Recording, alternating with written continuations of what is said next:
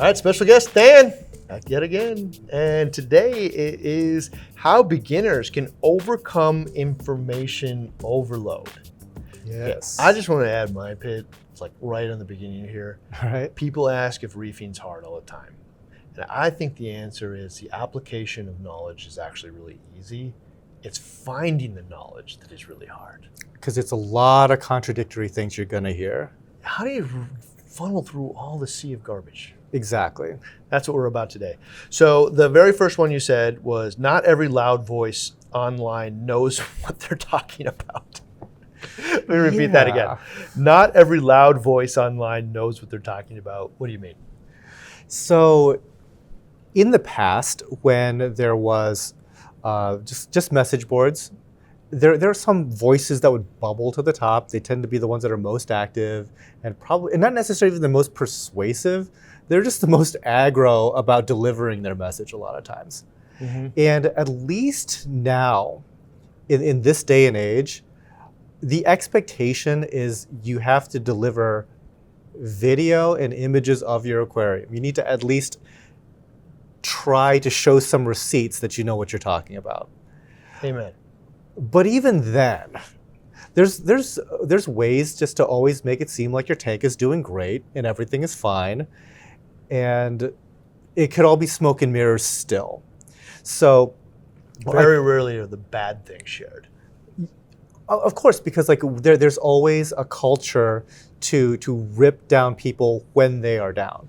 So like one of like I did a video of the start of our SPS show tank, and specifically it was like the green hair algae ugly phase, and I made a video about it. Dude, when I saw you do that, man, I was like, you're showing you're ugly, man. I was just so proud of you at that moment. But some of the comments were like, I'm never gonna buy coral from Tidal Gardens. It's so crazy town, man. Yeah. And it's like, this is a reality of the hobby. This happens to a lot of people, and here's how we're gonna get through it. But there's plenty of like these really loud voices that want to dominate the conversation that might not necessarily know what the heck they're talking about. You're gonna have to identify who those are for yourself, but which is part of the challenge, right? Which is kind of like what we're trying to like suss out and figure out. There's definitely, though, if you can show, first step, if you can show that you have produced solid results worth replicating, step one, man, that person now is way, way better source of knowledge. Not to be too judgy, but we're judging your tank. If your tank looks terrible, I cannot take your advice, even if you're right. Okay, this is like a chef, man. Like, I would not take advice from a chef that I haven't tasted their meal. You know, like the reason why you are worthy of notoriety is because you write great recipes, you cook great food, people have eaten it and love it, right? That is why you are worthy of listening to, yes. Right? Same thing here. One of the things I think of is you just kind of mentioned, though, but it's not just one tank, because one of the hardest parts of a tank is that first year. And so somebody who's actually set up 5 tanks and been through the hard part 5 times and replicated those results multiple times, bam, that person is super, super worthy of, listening to. And like, they are all over the place. You can see them, when in the forums. You can even find them on like Instagram and stuff. They exist. You just have to know to look for it and not just be willing to listen to somebody who started reefing last week and thinks they know everything. Yeah. And this might tie into like another point later on the list, but there's a hubris to the hobby where I think that people, especially beginners, equate being good at the hobby by not having had a certain problem. So if they see somebody have a problem, let's say hair algae, and they can say, you know what, I've never had a problem with hair algae, therefore I'm good, and that other person is not. It's almost said like verbatim like that. Like, I can't believe you had that. I've never heard of that. I've never had a tank crash. Yeah. You're tempting the fates. Experienced reefers go through every imaginable problem. And the really good ones have a strong sense of how to get themselves out of those bad situations. It's like the beginners that And in fairness to them, they just don't know any better because they've never had to deal with it. But when they finally do, it can be a crushing to their worldview, let's just say. I think it's a little bit of like the difference between the reliance on expertise and luck. Mm-hmm. You know, because there's a lot of people that are lucky. You know, like you could, like I think of the, you know, I started a tank and did no water changes from the beginning. That's a terrible way to start a brand new tank. But some people will luck out along the way. And if you raise your hand, I did it, well, it would seem like maybe that's the right way. But like, I think about it in terms of percentages. Like, is this a high set percentage path to the goal? And I think most people, even the people that are successful, would admit, no, I did it, which makes me great. But that's not probably the highest percentage path to this goal, Mm-hmm. right? Now, I want to put one caveat in here. Because I always feel like when we have these conversations about like, you know, like finding out who to listen to, I always feel like it's super self-serving. Like I'm like telling you, like listen to me, listen to Than, whatever. And that isn't the case. You know, it's like I do think that both of us provide high quality counsel, but it's how to find counsel everywhere. What does good counsel look like? Mm-hmm. You know, like, and like I didn't think about it until you just said it, which is you would think the people that have never experienced these things, their tanks look great and they never ever have any problems, man, those must be the best people. But like if you really are in the inner circle and you go talk to everybody, the most knowledgeable people are definitely the people that have been through it all 4 times. Oh, like so this is what I really enjoy about going to like certain trade shows and talking to the people that have done it a really, really long time. Not to say that beginners can't also be like fantastic hobbyists or fantastic aquarists, but the guys that have been around, the guys and gals that have been around that have done it forever, they see like these outlier fringe cases that are so unbelievably rare. And then so I might just be like talking about, you know, I've had this one particular thing going on in my tank. And immediately they know, okay, well, this is Than I'm talking to. It's not because his chemistry's whack. It's not because of, it's not any of the normal stuff. But there was this one time where I had this weird heavy metal poisoning. And that sounds like that weird time where there was copper getting blended into my system. And that's where it all fell apart. And so, Than, check your copper levels. Mm. And sure enough, we were getting traces of copper somewhere. Like but that type of insight only comes from like these one-off experiences from like 20 years ago from this other guy. You had to have had a souffle fall to know. You know, like to be able to make proper souffle. Like they didn't all work out. Right. You know, maybe the first one did by luck. Yeah. And on top of that, like copper specifically, I guess for ICP, has a funny way of not showing up on ICP.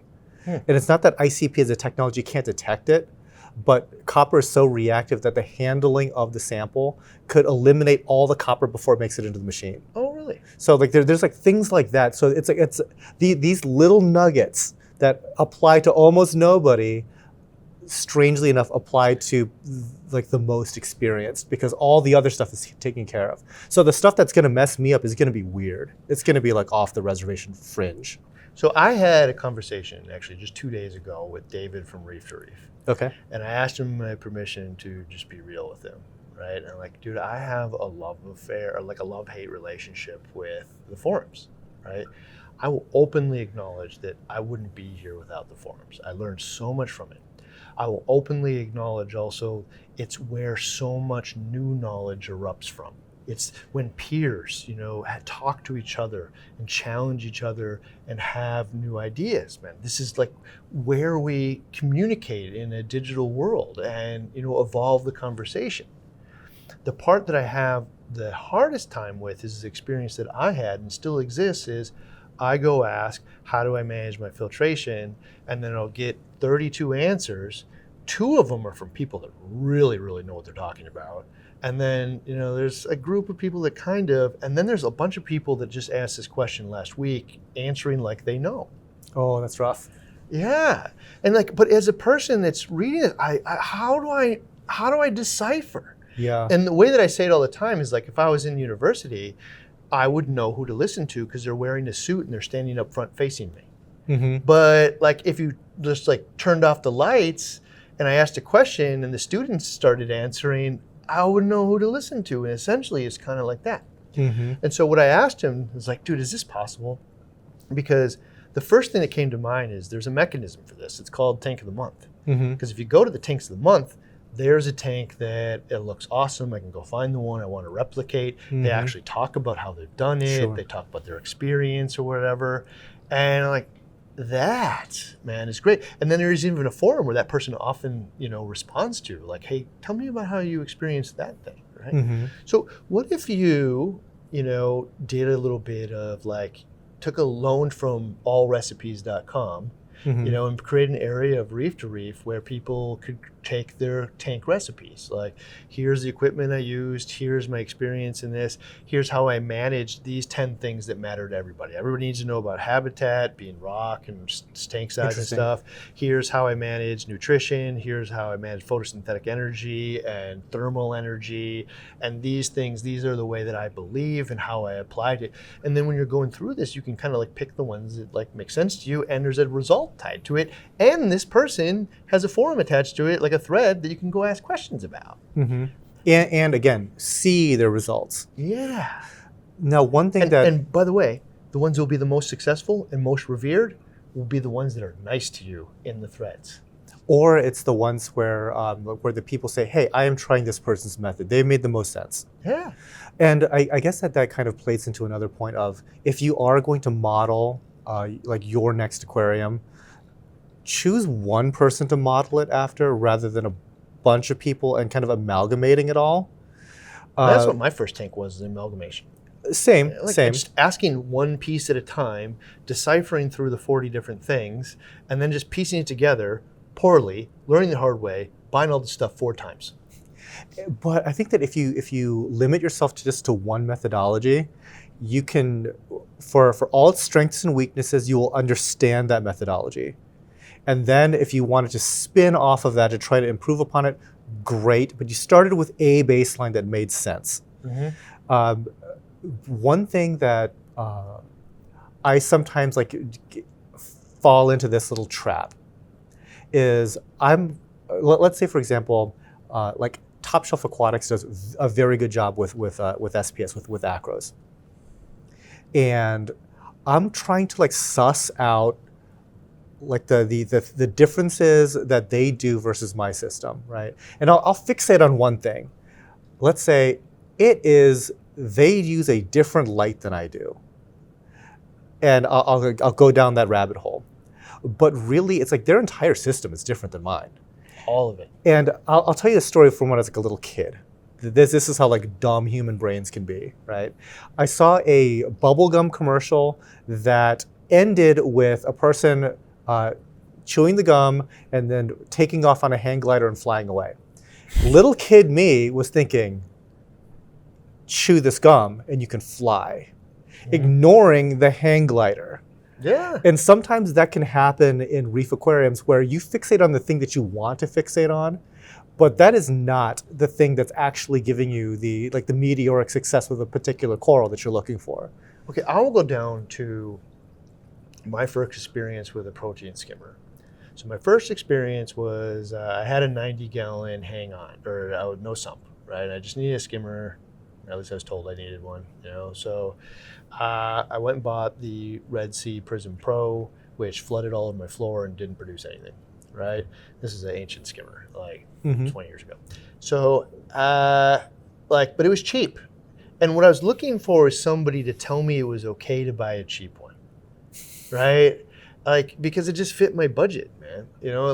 I wasn't as asking for the best, and the people told me the best. They told me at the time the Deltec MCE 500 was the best, and there was a bunch of people. There was 3 people in the sea of 40, right? And then there was a bunch of people that said AquaSea or Remora Pro, and then there was a handful of people that told me the Red Sea one, and I chose to listen to the Red Sea one because it's what I wanted to hear, right? And then it didn't work.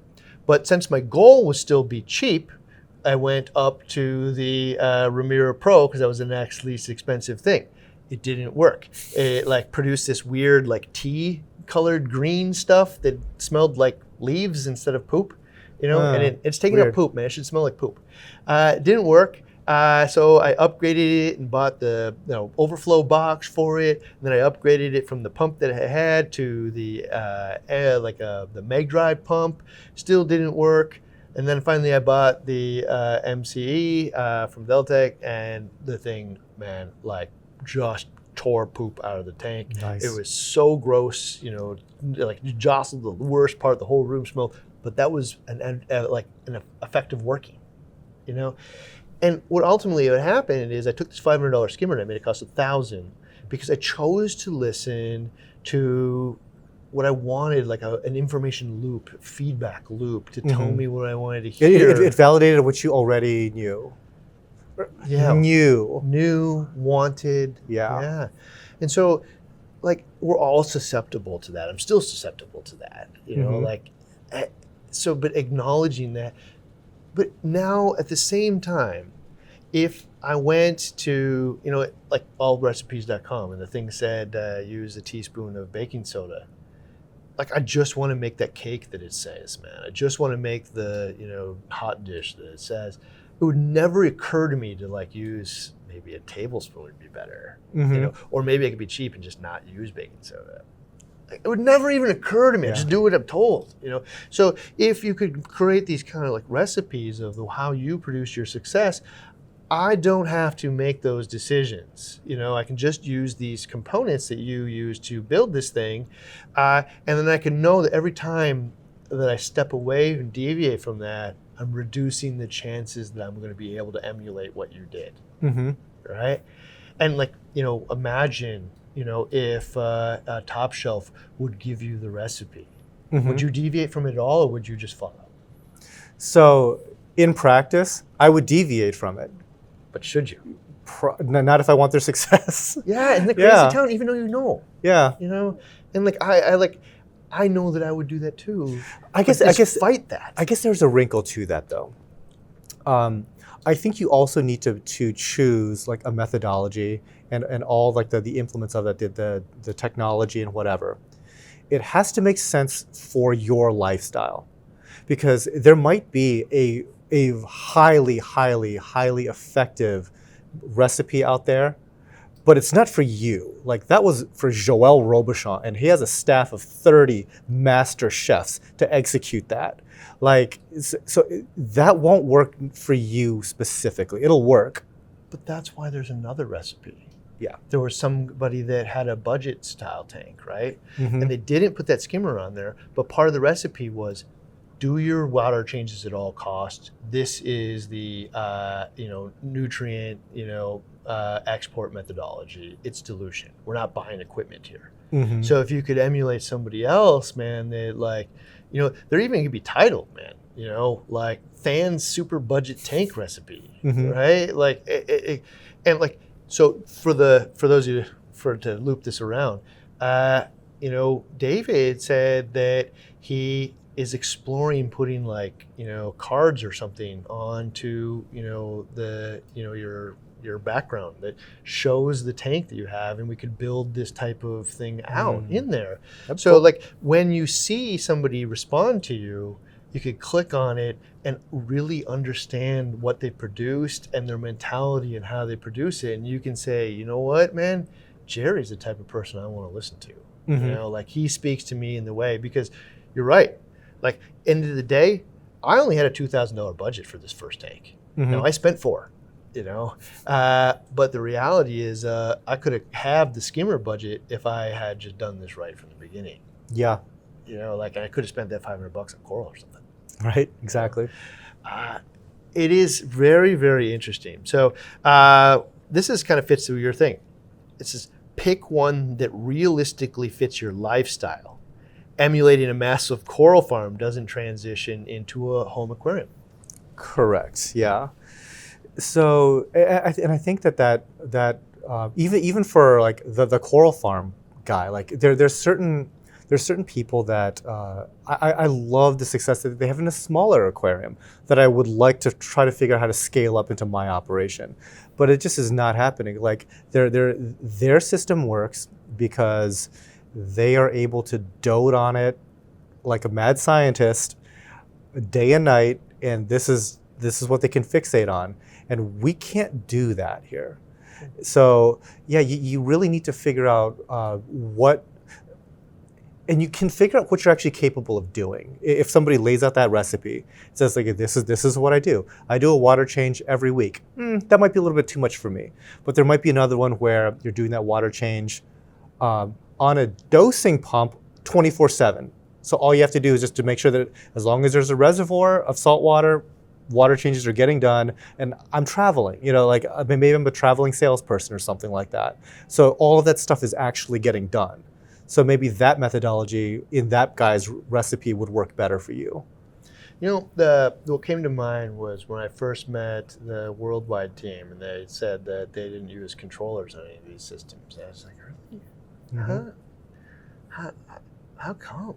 And basically, we don't need it. We pay attention to these tanks. Like, we are the tanks controllers kind of thing. We are here to make sure they take care of it. I don't need some piece of technology to tell me that. And I was like, well, that's like one take on it. But then I started to stitch the ideas together. I was like, you know what? This facility has people that are here from 6 a.m. till 10 p.m. every single day, and has a team of people that their sole focus is the health of these tanks and animals. And the systems are huge, meaning something catastrophically has to go bad, man, because it will absorb a lot of bumps, you know?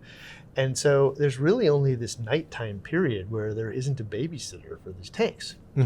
Now, you look at the average, person at home. I sleep 8 hours a night.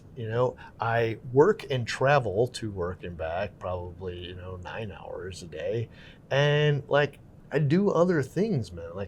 I'm probably only interacting with this tank for 2 hours a day. Depends on the room. 2 hours tops. Yeah. Right, So now if I can adopt that, what works in a commercial environment no longer works here.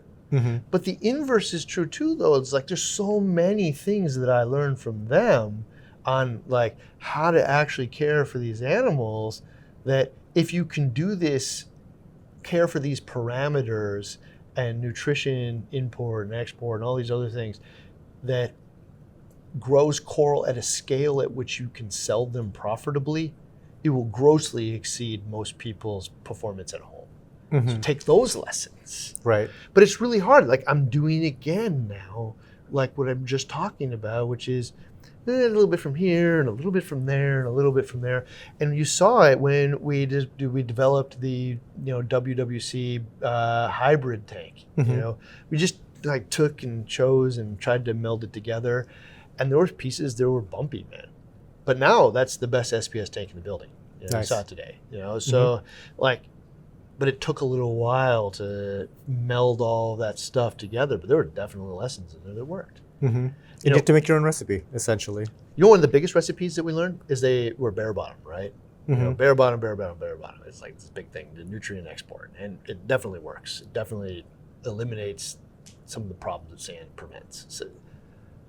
But I had never done a bare bottom dry rock tank before. And they don't use dry rock.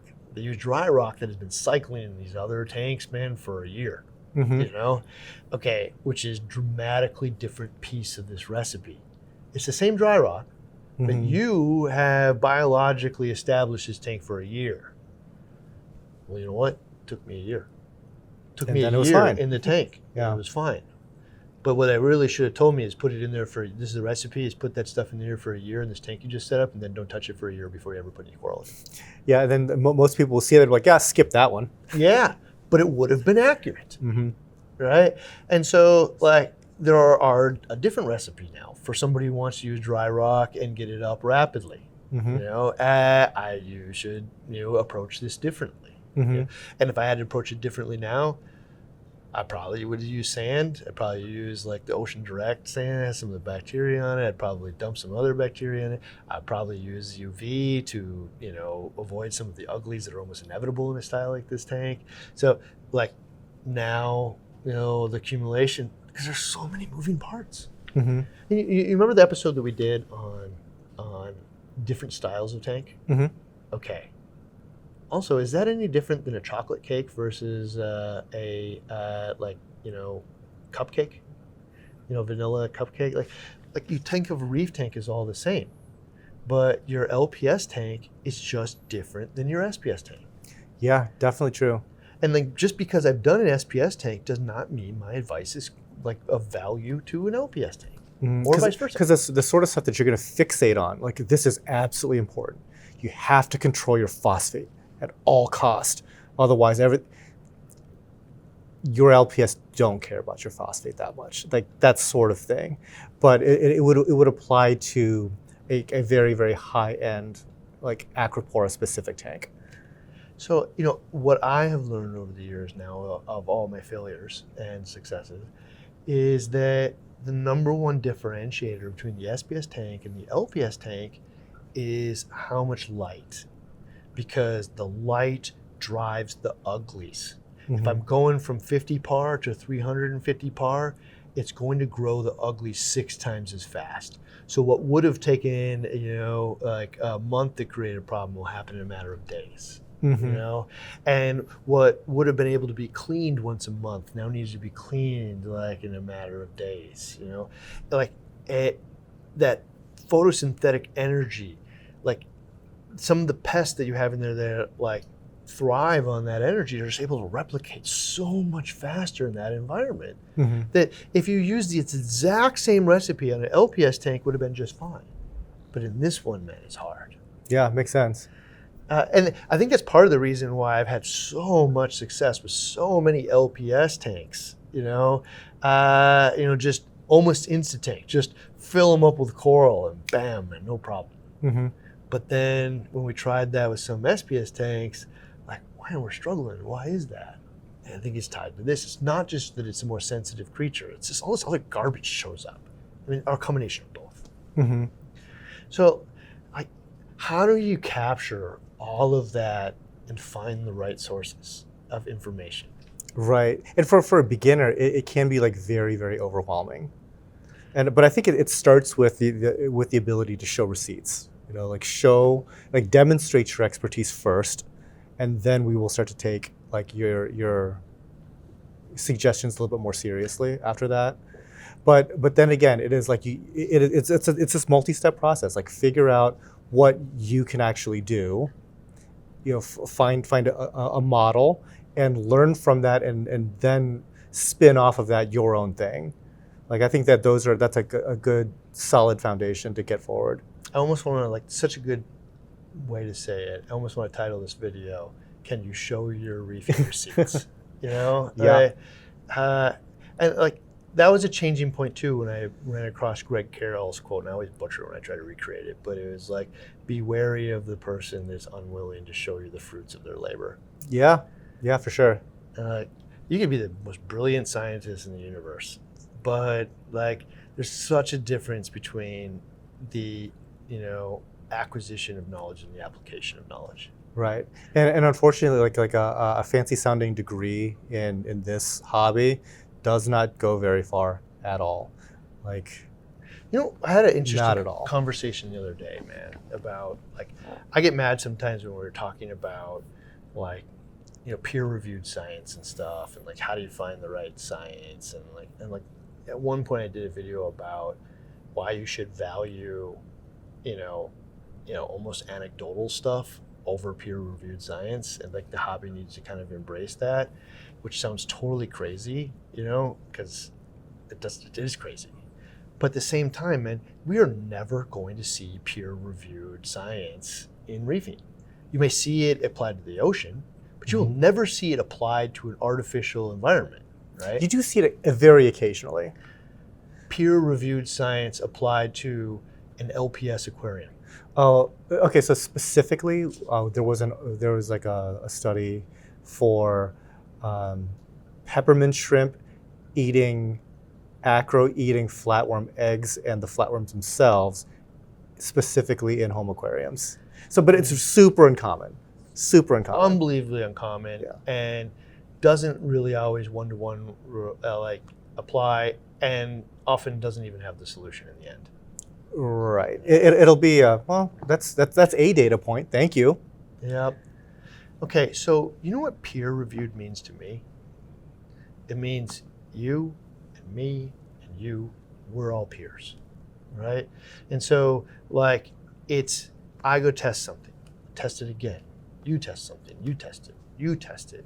And then when we all find something new, man, together, like we've learned something new. Like you as a reefer out there that are actually, applying this knowledge along by my side, it's learning so much more about how to do this than somebody in a lab, hyper-focused on this one little teeny thing. And you maybe care about that one little teeny thing, but most of us actually care about how do I produce a stunning display where the animals thrive, right? Mm-hmm. And that is where like the peers here are the reefers. It's not necessarily the scientists. Yeah, and it should also like dispel any mysticism you might have about professional research labs when you see the quality of their aquariums compared to yours. Again, For receipts. Sure. Receipts, yeah. Yeah. And it's not that any one is unvaluable, because I'm not saying like scientists and biologists are not valuable, because almost everything, the basis of everything we know comes from there, Mm-hmm. right? But like every one of these little groups tends to point fingers that they're more valuable than the other one, right? Or sometimes you even like point the group that they're more valuable than me, and it's not true. You're not giving yourself enough respect. Yes, the scientists of the universe and the biologists are the basis of knowledge for our hobby, right? Mm-hmm. But I've heard them talk, and they talk to me, and like, yeah, I don't really follow all that stuff that happens on the internet because it's not, proven or whatever, right? And I'm like, but dude, proven is like in the pudding. It's like, look at their tanks. Yeah, but what they're talking about is something they could teach in a classroom. And they can't teach in a classroom based off of, some anecdotal results from some guy in his basement, right? Mm-hmm. But I can teach you how to have a really successful aquarium based on anecdotal results from some guy in his basement, being me, you, anybody. True. A totally different thing. It's like, how do you blend all that? And in fact, it's one of my biggest frustrations with the biologists and the scientists of the world is they're like, all right, so, almost nothing here is 100% known, right? Mm-hmm. Again, there's so little peer-reviewed science on this. So as a scientist, you can't really say, well, we don't really know. I can't give you an answer to that. Okay. That's a perfectly valid answer, though. Yeah, it's true. Is that we don't know. We don't know, and I can't tell you, like, does the spectrum matter or whatever. I'm like, okay, so you said the safe thing. Okay, I heard you. But I'm coming to you because you've spent a lifetime, learning about the biology of coral and fish or whatever it might be, right? Mm-hmm. Like, you know an enormous amount of this. And I know it's unsafe for you to go to your peers and say, I think this. But just imagine for a moment I'm your grandma, right? And I said, hey, I just want to set up a new tank. Do you think that this things matter? What would you say to her? And then it all just pours out. Mm-hmm. Because they definitely have a preferred, an opinion on this. It's just not safe for them to say it. And it's really hard because their peers would judge them if they're not saying absolutely pure documented stuff. But they have so much knowledge that's just not safe to say publicly. But like, dude, it was, when you view it that way, hey man, turn off the speakers and the public element. What do you believe to be true? And then it just all pours out. Interesting. And I'm like, well, I almost wish that some of the scientists could just say that. It's like, hey, I can't prove this to be proof, and I would never say this in a classroom, but since you're asking, here it is. Mm-hmm. Because that's what I'm asking for, man. I just want to know, like, I look to you as a mentor. I look to you as somebody, man, who spent your life learning about this. Just tell me what you think you know. Because it's probably better than what I think I know. At least it's a data point in the matrix. Yeah. And we learn. Yeah. Okay, this is another one here. Resist FOMO. Now, this is a great one. So how can beginners overcome information overload? Resist FOMO, being fear of missing out, with regard to new technology. The old ways work great, and it's better to get very familiar with your tank before experimenting with new technology. I love to dabble with the new stuff, every bit as much as the next person. We use a lot of like really, really, really high-end, high-tech equipment at Tidal Gardens. But I'll be the first to tell you that in a lot of these settings, there's really no advantage to being a first mover. It's so much better to let this stuff simmer for about 3 years, let other people dabble with it, and then if it's clearly like that's the best way to do it, then you implement it on your systems because there's a lot riding on this. Like we tend to take a lot more advances in the new stuff than we really even should. But we're just curious about it, so we're going to give it a go. But I think that on the hobbyist level, it has a different energy to it. It's like if you're not on board with this new thing, oh, you're out of touch. Like you're missing out. You dummy. Yeah, it's like, what are you doing? Like there's this new thing available. You've never heard of it. You must be bad at this hobby. You're falling behind. And the real of it is like the stuff that worked 30 years ago works pretty good right now. Probably better. It's been proven back and forth. If you used it the way that they used it then to do success, it will do it today. Yeah. There's ways to get better for sure. Yeah. But like that one's proven beyond a shadow of a doubt. Yeah. So it is always kind of funny. And again, I think it is a purely like online, like visceral reaction to like, well, why aren't you doing it? I got a lot of pushback on like filter rollers. Mm-hmm. Like, because I've never used a filter roller before, and there was like a thing where I had some massive, gigantic system that I was putting together, and some random person was like, "Why aren't you using a filter roller?" I'm like, because they don't make filter rollers this big. Like that's just not a thing. Like chain of them. Exactly. So, but the idea was like, oh, but the filter rollers is kind of like the new kid on the block.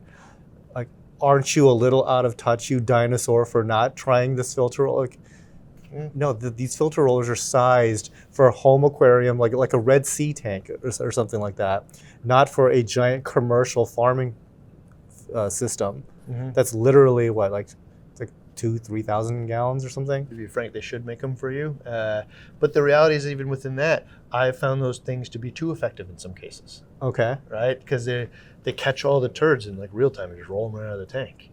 Mm-hmm. And now they're pulling out too much nutrients, especially if you just have tons and tons of coral in there. Mm-hmm.